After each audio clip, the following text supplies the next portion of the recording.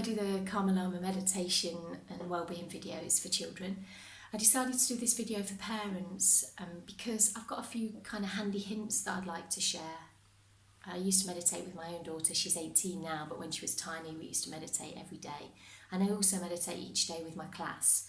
So I wanted to share some of the sort of tips that I've picked up along the way. Tip number 1 may seem a little obvious, but it's creating a calm atmosphere.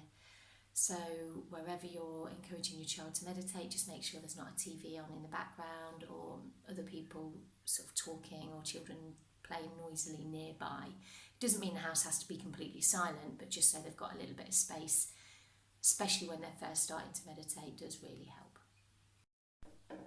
Okay, tip number 2.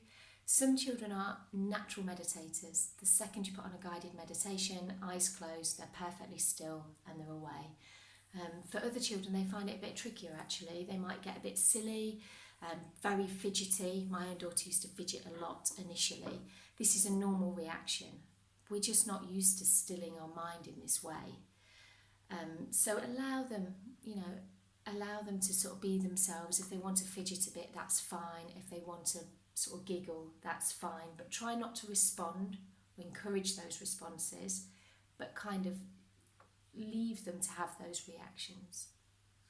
Okay, tip number 3. If you've done a few meditations and your child's still not managing to sit still or to focus or to concentrate, praise works really, really well. In class we have a chief meditator. Okay, so children who are showing that they're really trying to meditate, they're just trying hard. Really, really works. So if you do use stickers at home or any sort of reward system, if they have a really good meditation session, then please reward them or praise them. And this really helps the children to buy in. Okay, tip number 4. Children will prefer some meditations to others and they're likely to have their favourite. That's completely fine. My daughter used to love the star meditation and she used to want that most nights. And it's fine for them to repeat the same meditation as many times as they want to. Okay, tip 5. If you want your child to meditate each day, then finding the same time of the day, if possible, does help. So with my daughter, we used to meditate before sleep, mainly because she had difficulty sleeping actually. And that time after her bath, after a story, just before sleep was a really good time for us. At school we meditate after lunch every day, which is again a great time to kind of have that minute of calm, take stock of how you're feeling, what you're thinking, settle your thoughts and settle your mind before you start the afternoon. Personally, I meditate each morning and I find that helps me for kind of setting up that feeling of calm for the day.